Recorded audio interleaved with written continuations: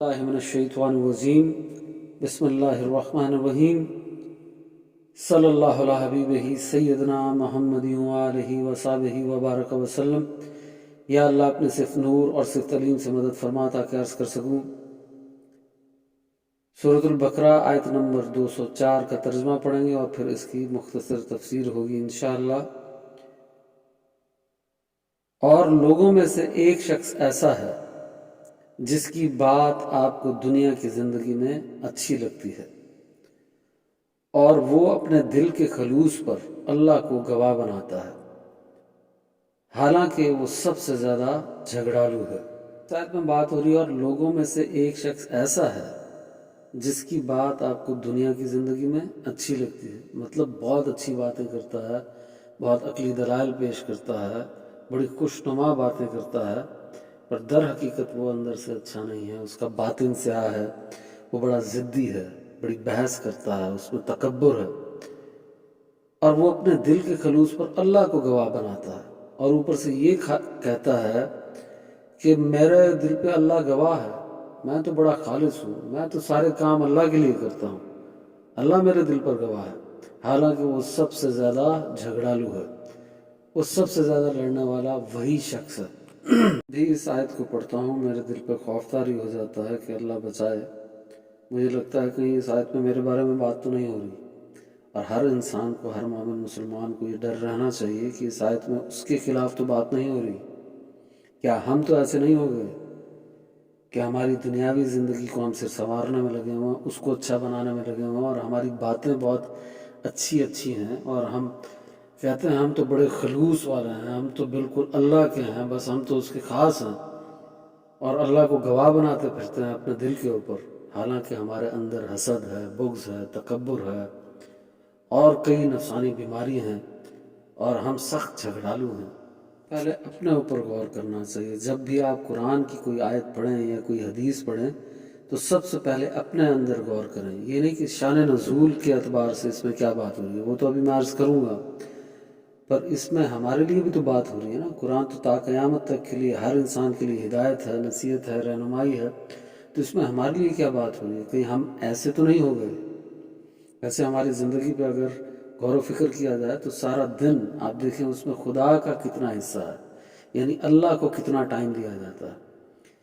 معافی کے ساتھ اللہ کو ہم نے ٹائم پاس پہ رکھا ہوا ہے، اب وہ ہمیں کبھی کبھی یاد آتا ہے، کبھی کبھی، یعنی کبھی خوشی میں یاد آ جائے یا کبھی غم میں یاد آ جائے، بہت کم، ورنہ وہ ہمیں یاد ہی نہیں آتا۔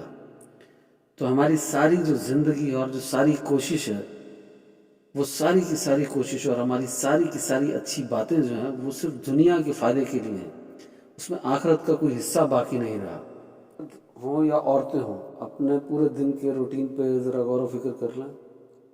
بچوں کو اٹھا کے اسکول بھیجنا، ناشتہ وغیرہ کرا کے، اور اپنے دن کے سارے کام کاج میں عورتوں کا لگے رہنا، مردوں کا اٹھ کے نوکریوں پہ چلے جانا، کاروبار کرنا، کوئی اور کاموں میں رہنا، ان ساری باتوں میں خدا کہاں ہے؟ اللہ کہیں ہے؟ ساری باتیں دنیاوی فائدے کے لیے ہو رہی ہیں اور اس میں خدا کہیں موجود نہیں ہے۔ کبھی کبھی غم میں اگر خدا یاد آ جائے، کوئی مشکل آ جائے، کوئی مصیبت آ جائے، تکلیف آ جائے، اس میں یاد آ جائے تو آ جائے، ورنہ خدا کہاں ہے؟ اپنی اصلاح کی کوشش کرنی چاہیے، اور ان آیات کو پڑھ کے صرف پڑھ کے گزر نہیں جانا چاہیے۔ یہ آیات اس لیے نہیں ہے کہ ان کو پڑھیں، ان کی تفسیریں پڑھیں اور پڑھ کے گزر جائیں اور رات گئی بات گئی، یہ عمل کے لیے قرآن نازل ہوا ہے۔ اس کو پڑھنا ہے، سمجھنا ہے، اور پھر اس پہ عمل کرنا ہے، اور اپنے آپ کو بدلنا ہے، اور اس دنیا میں ہی بدلنا ہے۔ پھر مرنے کے بعد عمل کا دروازہ بند ہو جائے گا، پھر کوئی عمل قبول نہیں کیا جائے گا۔ اور مرنا کب ہے یا تو اس کا آپ کو پتہ ہو، آپ بتا دیں، یا مجھے پتہ ہو، میں آپ کو بتا دوں، کسی کو نہیں پتہ، اللہ جانتا ہے کب مرنا ہے۔ تو کیسے یہ امید لگا رکھی ہے کہ 60 سال کی زندگی باقی ہے؟ آج بھی جا سکتے ہیں آپ، میں بھی جا سکتا ہوں، تو اصلاح کب ہوگی؟ 10 سال بعد ہوگی؟ آج کرنی ہوگی نا، تو آج سے ابتدا شروع کریں۔ شان نزول کے اعتبار سے اس آیت کی تفسیر کرتے ہیں۔ یہ آیت اخنس بن شریک کے متعلق نازل ہوئی ہے۔ وہ رسول صلی اللہ علیہ وسلم کے پاس گیا اور کہا، میں اسلام لانے کا ارادہ کرتا ہوں، اور قسم کھائی کہ وہ صرف اسی لیے آیا ہے۔ پھر جب آپ کے پاس سے اٹھا تو باہر جا کر مسلمانوں کے اموال کو تباہ کر دیا۔ اور ایک اور روایت ہے اس کے معاملے میں کہ اخنس بن شریک ثقفی بنو زہرہ کا حلیف تھا، یعنی ساتھی تھا۔ وہ مدینہ میں نبی کریم صلی اللہ علیہ وسلم کے پاس پہنچا اور اسلام کا اظہار کیا۔ نبی کریم صلی اللہ علیہ وسلم کو اس کی باتیں اچھی لگی۔ اس نے کہا، میں اسلام قبول کرنے کے ارادے سے آیا ہوں، اور اللہ خوب جانتا ہے کہ میں اپنی بات میں سچا ہوں۔ پھر جب وہ نبی کریم صلی اللہ علیہ وسلم کے پاس سے اٹھا تو مسلمانوں کے کھیتوں اور گدھوں کے پاس سے گزرا۔ اس نے مسلمانوں کے کھیتوں میں آگ لگا دی اور ان کے گدھوں کی کونچیں کاٹ دیں۔ اس میں ذکر ہو رہا ہے کہ گدھوں کی کونچیں کاٹ دیں۔ کونچیں کہتے ہیں ہیم سٹرنگز کو، یعنی نسوں کو، پٹھوں کو کاٹ دیا۔ تب اس کے متعلق یہ آیات نازل ہوئی۔ ایک لفظ یوز ہوا ہے الد الخصام، اس کا معنی ہوتا ہے سخت جھگڑالو۔ الد الخصام سخت جھگڑالو کا بیان حافظ سیوطی بیان کرتے ہیں۔